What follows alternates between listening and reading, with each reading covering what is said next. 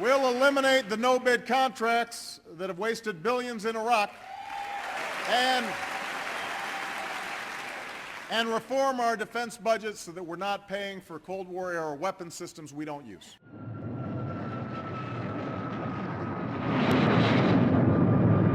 The F-22 is a classic case of how our defense forces became smaller, older, less ready to fight at greatly increased cost. The F-22 was conceived during the Cold War. Yes, it is a Cold War weapon system. Stop pretending this is good for national security, because it's not.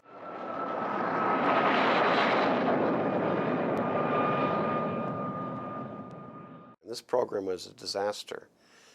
The initial design was not based on combat history. It was based on technological dreams. It was a grossly mismanaged acquisition program. We built production models before we finished the testing.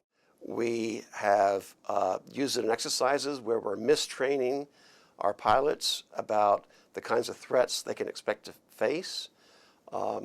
There's lesson after lesson from this program we should never repeat again. The original concept behind this program, it has evaporated, but the program lived on anyway. The biggest problem is that this is a program that really has had almost no oversight. It's not unique, but it's a great example of how completely catastrophically bad our weapons procurement system is. So you have a Congress that is just cheerleaders for the program. You don't see any activity in the Congress of doing real oversight to say, is this, first of all, a program we need? Is it actually meeting real national security needs? And then, what's with the cost? What's with the delays? It just isn't happening in the Congress. If you look at an Air Force fact sheet, the F-22 costs about $150 million. The Air Force typically, they cite a plane's flyaway cost, which ignores most of the cost to maintain the plane and to actually develop the plane.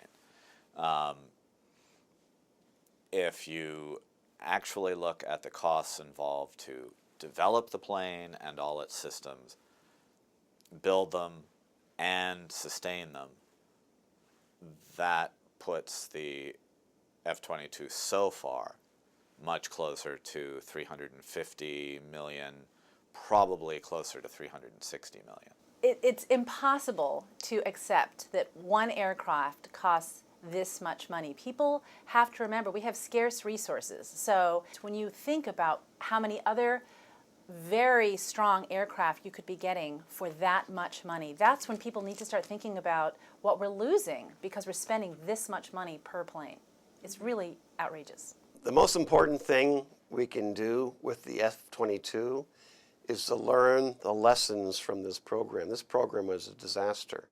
We have a chapter in a book by two aviation experts, Pierre Spray and Robert Dilger, retired Air Force colonel. They talk about the basic failure of our Air Force to provide the winning edge in conflict time and time again since World War II.